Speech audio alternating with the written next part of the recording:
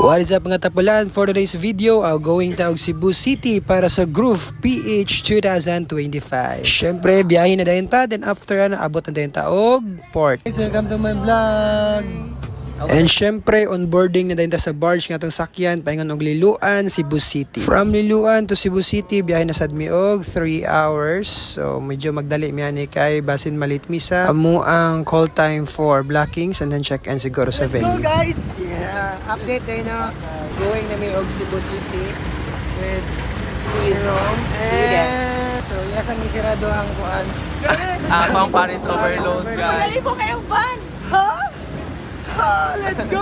And then syempre after 3 hours abot na gud mi og Cebu City. So medyo kapoy, so makita nimo nang si Selex dia and then na nami diri sa SM sa my cube, so diri mi niagi kay medyo traffic gud sa Pikas. Syempre SM na sa drop off points, na mahaway sa mi kay medyo kapoy gud kayo ang biyahe no. So mo ni ato mga team paloy dire movement nga gipang kapoy sa biyahe.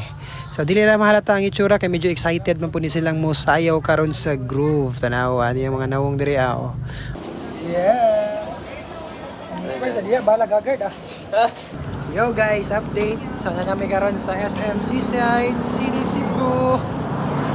So, locking day and then compete day na sa Group PH 2025. So mo ni amo ang aduan ang center stage diri ang venue kung asa mi mosayaw. Then after ana check in na dayon, so taora na dayon taog wristband para makasulod ta sa venue. Natay access mao ni siya timailhan para makasulod gawas ka. So mo na siya pasulod na mi diri sa venue kung asa jud mi mosayaw. So ato ni makit-an karon sa di madugay ang center stage. Bro. Yes sir. Yes sir. Nato na sa main stadium man. Ha, mati ka na naman ni siya diri guys.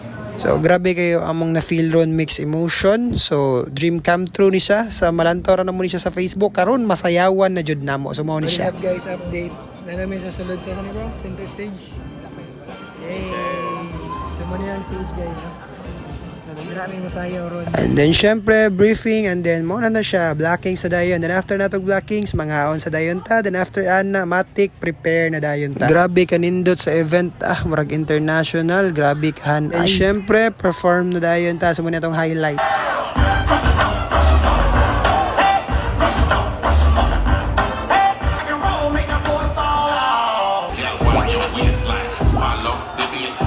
What you doing?